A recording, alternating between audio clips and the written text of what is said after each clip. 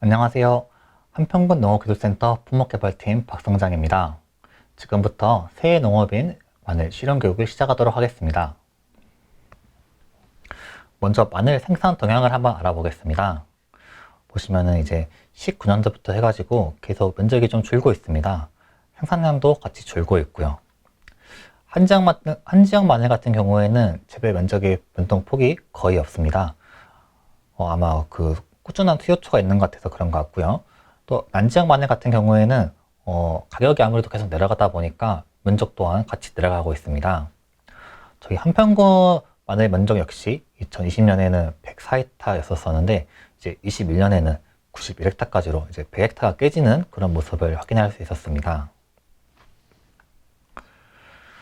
네, 그 다음에 이제 품종별 추정한 생산 비중을 보겠습니다.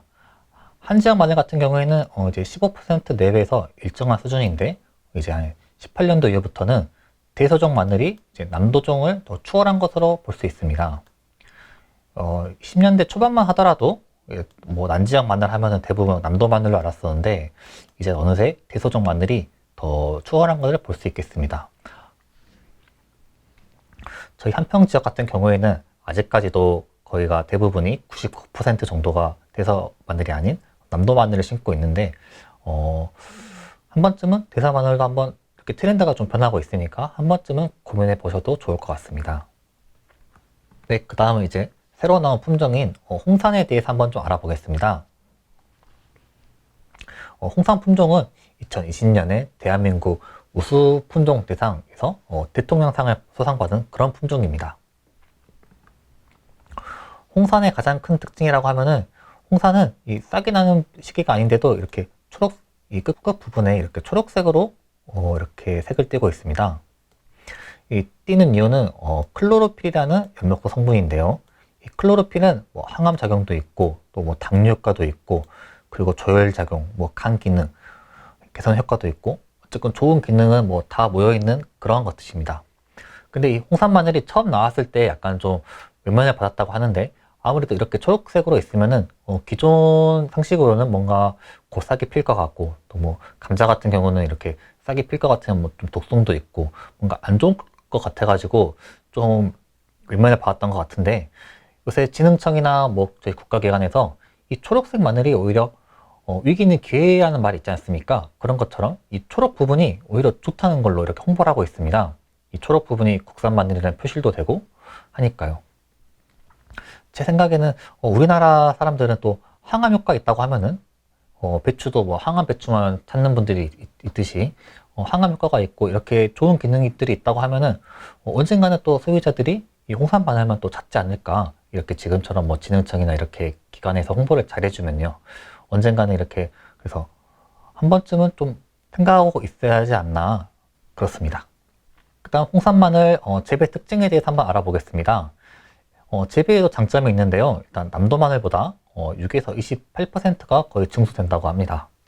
남도 마늘이랑 홍산 마늘 같은 조건에서 키웠을 때 보면 거의 남도 마늘이 뭐 한 40g 나간다 치면은 홍산 마늘 한 50g 정도 나간다 하더라고요.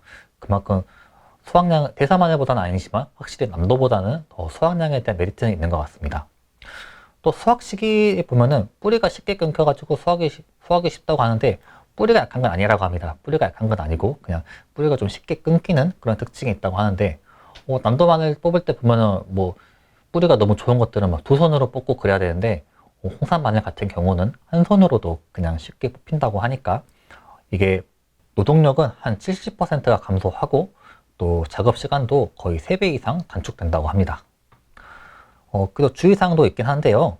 수확 시기가 남도 마늘보다 한 일주일가량 늦다고 합니다. 저희 지역 같은 경우에는 일단 마늘을 다 캐고 그 다음에 양파를 캐러 가는데 그 시기가 좀 겹치는 경향이 있겠네요. 양파랑 겹치는 경향이. 그리고 또 질소질 비료를 많이 주는 경우에는 녹병 발생이 많다고 합니다. 그리고 또 마늘종을 제거하지 않을 경우 수량 감소가 크다고 합니다. 대부분 마늘종은 제거를 하실 텐데 마늘종 제거하는 목적은 대부분 다 아시다시피 수량 때문입니다. 마늘종이 출현하자마자 제거하는 경우에는 기존 대비 약 17%이 정도의 무게 정소가 있고요. 좀 있다가 거의 10cm 정도 있을 때 제거하면은 한 10% 정도, 이 정도의 증수 효과가 있습니다. 안 한 거에 비해서요. 그리고 마늘종 제거에 대해서 좀 이야기를 해볼 텐데, 뽑는 분이 있으시고, 그리고 또 절단하는 분이 계실 겁니다.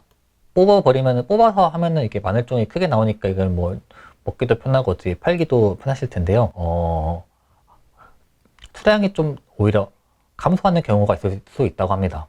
뽑을 때 뿌리가 흔들리기도 하고, 또 그 줄기를 지탱하는 큰 부분이 갑자기 뽑아져 나가는 거기 때문에 주변에 잎들이 망가지기도 쉽고요. 그리고 그 사이로 뭐 빗물 같은 경우에 들어갈 경우에도 이렇게 병이 생기기 쉽기 때문에 뽑기보다는 혹시 절단을 해가지고 하시는 게 더 확실히 안전한 방법이고 수량도 증가되는 방법입니다. 네, 그 다음은 벌마늘에 대해서 한번 이야기해 보겠습니다. 재작년 같은 경우에 벌마늘이 엄청 발생이 심했었는데요. 그때는 겨울에 좀 따뜻해가지고 그런 것으로 좀 파악되고 있습니다. 벌마늘이 이게 이 정도면은 수량에는 큰 차이가 없을 겁니다. 이 정도는 그냥 보호연만 자라가지고 했기 때문에 수량에는 큰 차이가 없는데 더 인편이 분화하고 심해지면은 인편이 분화해가지고 그럴 경우에는 뭐 상품 수량도 없고 또 수량도 확 줄기 때문에 그때는 좀 큰 피해가 있는 것으로 알고 있습니다. 이거는 또 파종 시기별 벌마늘 발생률인데요. 보시면은 한 9월 초에 심으면은 발생률이 한 30%까지 있습니다. 근데 이제 한 9월 21일 이 정도에 심으면은 거의 발생이 없는 걸 볼 수 있는데요. 마늘을 한 9월 15일에 심으나 한 10월 초 이때 심으나 거의 큰 차이가 없다고 합니다. 수확량에 관해서는요. 그 마늘이 크는 시기는 이때가 아니라 거의 한 4월 이쯤에 확 차이가 나기 때문에 이 정도 한 달 정도 9월 초냐 뭐 말이냐 이때 심는 거에 대해서는 수확량에 대해서는 큰 차이가 없다고 합니다. 그러니까 자기 밭이 너무 벌마늘이 많이 발생한다 그런다 싶은 경우에는 좀 늦게 하셔도 수확량에는 큰 차이가 없으니까 천천히 심으셔도 될 것 같습니다. 네, 이 사진은 좀 재밌는 사진인데요. 이거는 구 비대와 양분 이동에 관한 사진입니다. 보시면 이쪽은 절단을 했고 오른쪽은 절단을 했고 왼쪽 같은 경우에는 절단을 하지 않았습니다. 보시면은 이쪽 그대로 마늘이 붙어 있는 쪽이 말라가는 속도가 이쪽이 훨씬 빠릅니다. 사진으로는 어떻게 잘 보이지 않는데 오른쪽보다 이렇게 절단이 안 되는 것이 훨씬 빠르게 마릅니다. 이걸 보면은 이 양분이 입에 있는 양분이 이렇게 아래로 흘러간다는 것을 알 수 있는데요.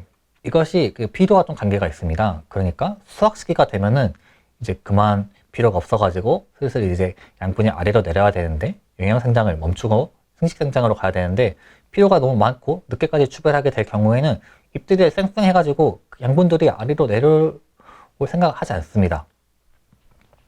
그렇기 때문에 이 사진을 보면은 꼭 추비를 좀 늦게 하지 마시고 일찍 끝내시길 바라겠습니다. 네, 그 다음은 이제 서리빨 피해에 대한 사진입니다. 슬슬 이 피해가 나오더라고요. 보면은 저희 지역 같은 경우 이런 서리빨 피해는 일단 겨울에 따뜻했다가 추웠다가 얼면서 녹았다가 하면서 생기는 피해인데요. 그러면서 땅이 들려가지고 뿌리가 노출되면서 뿌리가 이렇게 노출돼 가지고 말라 죽는 그런 현상입니다. 저희 지역 같은 경우는 보면은 마늘을 심으실 때 거의 땅 속에 깊게 심지 않으시고 거의 땅에 보일 정도로 심으시는데 그런 밭에 그렇게 좀 더 얇게 심을 경우, 그렇게 얇게 심을 경우에 이렇게 좀 서리빨 피해가 좀 많은 걸 볼 수 있습니다. 그러니까 너무 얇게 심지 마시고 적당히 심으시길 바라겠습니다. 그 다음은 잎지 썩은병, 충비병에 대한 사진입니다. 한 3월에서 4월 정도, 이름처럼 봄에 많이 발생하는 병인데요. 비가 오거나 하면 확실히 발생이 많아지더라고요. 이 병은 건선하지 않은 종구를 쓸 때 또 많이 발생하던데, 뭐 상처 입은 해충이나 그런 것들 상처를 입게 되면 이렇게 좀 많이 발생합니다. 그렇기 때문에 종구 소독을 꼭 부탁드리는 말씀이고, 또 이렇게 병이 발생하고 나면은 이제는 이런 병은 정말 치료가 어렵습니다. 일단 세균병이기도 하고요. 그래가지고 항상 저희가 드리는 말씀은 예방 위주의 방제, 약을 항상 예방 위주의 방제를 하셔가지고 이렇게 병이 안 옮도록 하시고, 이런 건 또 발견하면은 빨리빨리 뽑으셔야 옆으로 이동하지 않습니다. 그리고 이렇게 작년이나 올해에 많이 이런 병이 많이 발생하면은 태양열 소독을 꼭 해가지고 하시는 걸 추천드리겠습니다. 네, 이상으로 마늘 교육을 마치겠습니다.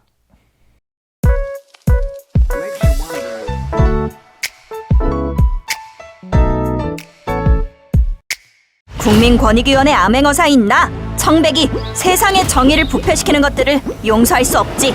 암행어사 출두야! 저기 좋은 땅이 있는데. 암행어사 출두야!